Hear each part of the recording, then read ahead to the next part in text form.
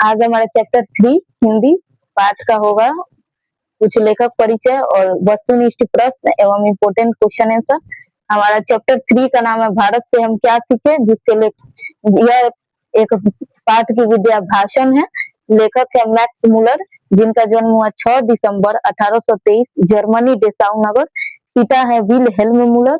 Wilhelm मुलर की मृत्यु जब मैक्स मुलर 4 वर्ष के थे तब विलहेल्म की मृत्यु हो गई। संस्कृत अध्ययन 18 वर्ष में मैक्स मुलर ने लिपजिंग विश्वविद्यालय से संस्कृत का अध्ययन किया था और मैक्स मुलर ने कुछ उपनिषदों का जर्मन भाषा में अनुवाद किया। हितोपदेश, कठ, केन और मेघदूत।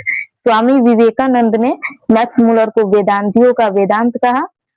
नाइट की उपाधि मैक्स मुलर को महारानी विक्टोरिया ने दी। मैक्स मुलर की मृत्यु 28 अक्टूबर 1900 ईस्वी को हुई। यह हमारा लेखक परिचय और यह हमारा वस्तुनिष्ठ प्रश्न होगा।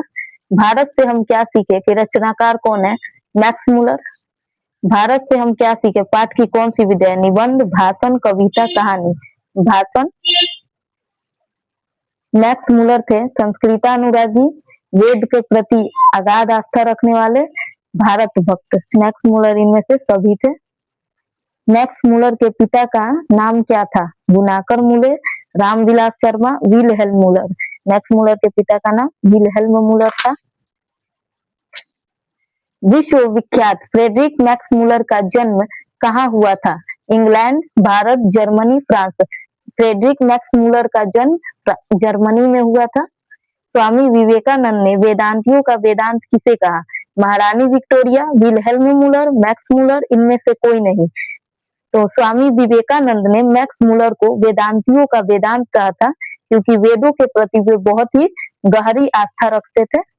मैक्स मुलर किस वर्ष की अवस्था में लिपजिंग विश्वविद्यालय में संस्कृत का अध्ययन किए? मैक्स मुलर 18 वर्ष की अवस्था में लिपजिंग विश्वविद्यालय से संस्कृत का अध्ययन किए थे। मैक्स मुलर का जन्म कब हुआ था? मैक्स मुलर का जन्म 14 अप्रैल 1891, 6 दिसंबर 1823, 5 जून 1650, सितंबर 1950। मैक्स मुलर का जन्म हुआ था 6 दिसंबर 1823 जर्मनी के डेसाउ नगर में। मैक्स मुलर ने नया सिकंदर किसे कहा?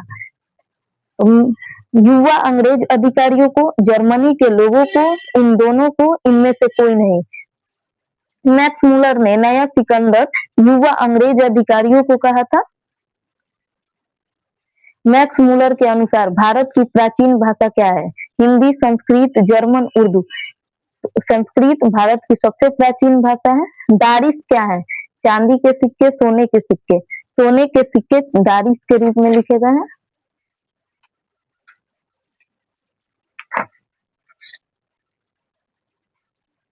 सर विलियम जोन्स समुद्र यात्रा करते हुए भारत कब पहुंचे थे? सर विलियम जोन्स समुद्र यात्रा करते हुए भारत 1823 में पहुंचे थे। वारेन हेस्टिंग कहाँ का गवर्नर जनरल था? तो Warren Hastings Germany, Bharat, France, कहीं का नहीं, भारत का गवर्नर जनरल था। मैक्स मुलर की दृष्टि में सर्वविध संपदा और प्राकृतिक सौंदर्य से परिपूर्ण देश क्या है? मैक्स मुलर के अनुसार सर्वविध यानी सभी विधाओं में संपदा और प्राकृतिक से भी सौंदर्य देश भारत है। दारिश नामक सोने के सिक्के से भरा घड़ा किसे मिला? दारिश नामक सोने के सिक्के से भरा घड़ा मिला था वारेन हेस्टिंग को, महारानी विक्टोरिया को नहीं मिला था, विलहेल्म को नहीं मिला था। मैक्स मुलर ने कंठ और केन आदि उपनिषदों की किस भाषा में अनुवाद किया? हिंदी भाषा, जर्मन भाषा, संस्कृत भाषा, फ्रांस भाषा। मैक्स मुलर ने कंठ और केन उपनिषद का जर्मन भाषा में अनुवाद किया था। हितोपदेश का जर्मन में अनुवाद किसने प्रकाशित किया? हितोपदेश भी एक उपनिषद था और इसका भी जर्मन भाषा में अनुवाद मैक्स मुलर ने किया था। यदि आप भूविज्ञान में रुचि रखते हैं तो हिमालय से श्रीलंका तक का विशाल भूप्रदेश आपकी प्रतीक्षा कर रहा है। यह गद्यांश किस पाठ से लिया गया है? श्रम विभाजन और जाति प्रथा। भारत से हम क्या सीखे? विष के दांत नाखून क्यों बढ़ते हैं? तो यह पाठ भारत से हम क्या सीखे से लिया गया है। किस गवर्नर जनरल के समय 172 दारिस नामक सोने के सिक्कों से भरा घड़ा मिला था? Warren Hastings, Max Muller, Wilhelm Muller. Warren Hastings के समय 172 नामक सोने के सिक्के से भरा घड़ा मिला था। वारेन हेस्टिंग के समय वाराणसी में कितने दारिस नामक सोने के सिक्के मिले? 150, 172, 180।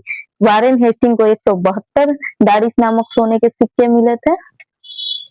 कौन सी भाषा और उसका साहित्य यूनान और रोम के संपूर्ण साहित्य से भी कहीं अधिक विशाल रहा है? संस्कृत भाषा का साहित्य यूनान और रोम के संपूर्ण साहित्य से भी कहीं अधिक विशाल रहा है।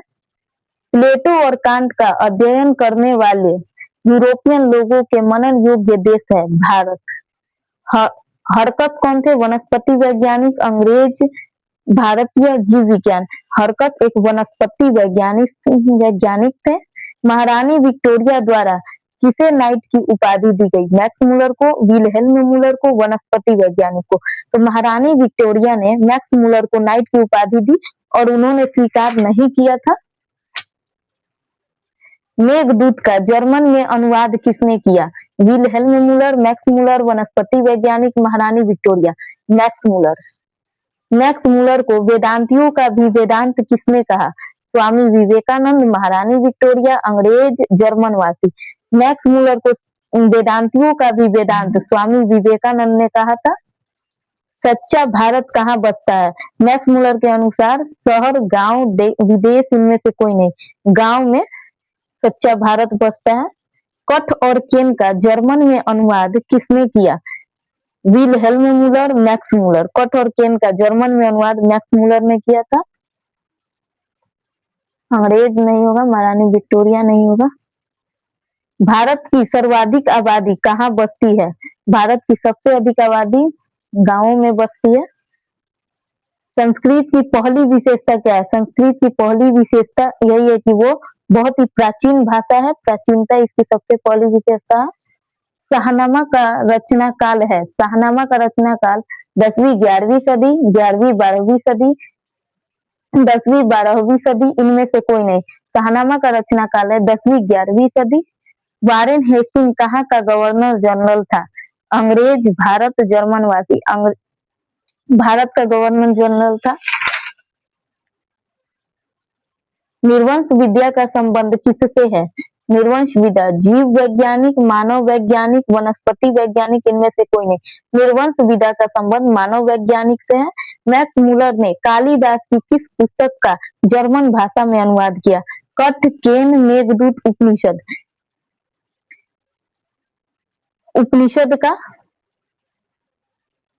ये हमारा 2 अंकीय प्रश्न है और किसी को नोट्स चाहिए होगा तो मेरे डिस्क्रिप्शन में नंबर है, व्हाट्सएप पर डीएम करके आप लोग डायरेक्ट ले सकते हैं। पहला क्वेश्चन है, समस्त भूमंडल में सर्वविध संपदा और प्राकृतिक सौंदर्य से परिपूर्ण देश है भारत है। लेखक ने ऐसा क्यों कहा? लेखक ने ऐसा क्यों कहा कि पूरे भूमंडल में सभी संपदा और प्राकृतिक से भी सौंदर्य देश भारत है? लेखक ने भारत को सर्वविध संपदा और प्राकृतिक सौंदर्य से परिपूर्ण देश कहा क्योंकि भारत में किसी भी संपदा की अन्य देशों की तुलना में कमी नहीं है। मतलब भारत में जितने भी संपदा है किसी भी देशों की तुलना में कम नहीं है और भारत का सौंदर्य भी काफी आकर्षक है। यहाँ की नदियां, पर्वत एवं हरे भरे खेत लोगों को अपनी ओर आकर्षित करते हैं। यानी जो भारत की नदियां है, जो खेत है हरे भरे, जो पर्वत है, सभी लोगों को अपनी ओर आकर्षित करते हैं, अपनी ओर खींचते हैं। लेखक की दृष्टि में सच्चे भारत के दर्शन कहाँ हो सकते हैं और क्यों?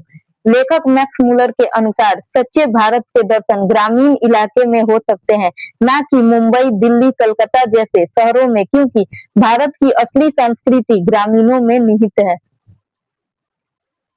भारत किस तरह अतीत और सुदूर भविष्य को जोड़ता है, स्पष्ट करें। हमारा चौथा प्रश्न है, अतीत और सुदूर भविष्य को जोड़ता है क्योंकि भारत का इतिहास विश्व के सभी देशों के इतिहास से अच्छा है, जिससे भारत की युवा सीख कर अपने भविष्य को उज्जवल बना रही है। हमारा 5वां प्रश्न है, लेखक वास्तविक इतिहास किसे मानते हैं और क्यों? लेखक मैक्स मुलर के अनुसार वास्तविक इतिहास वह है जिससे कुछ सीखा जा सके। लेखक भारत के इतिहास को वास्तविक इतिहास बताते हैं क्योंकि यहाँ के इतिहास में बहुत कुछ सीखने को है। धर्मों की दृष्टि से भारत का क्या महत्व है? धर्मों की दृष्टि से भारत का विशेष महत्व है। यहाँ विभिन्न धर्मों के लोग जैसे हिंदू, मुस्लिम, सिख, ईसाई इत्यादि आपस में मिलजुल कर रहते हैं। विश्व के किसी भी देश में ऐसी व्यवस्था नहीं है। कह रहा है धर्मों की दृष्टि से भारत का विशेष महत्व यह है कि यहाँ जितने भी धर्म के लोग हैं सभी आपस में मिलजुल कर रहते हैं, बल्कि दूसरों देशों में धर्म के प्रति ये था हमारा क्वेश्चन आंसर। और किसी को नोट्स चाहिए होगा तो डिस्क्रिप्शन में नंबर है, डीएम करके व्हाट्सएप से आप लोग ले सकते हैं।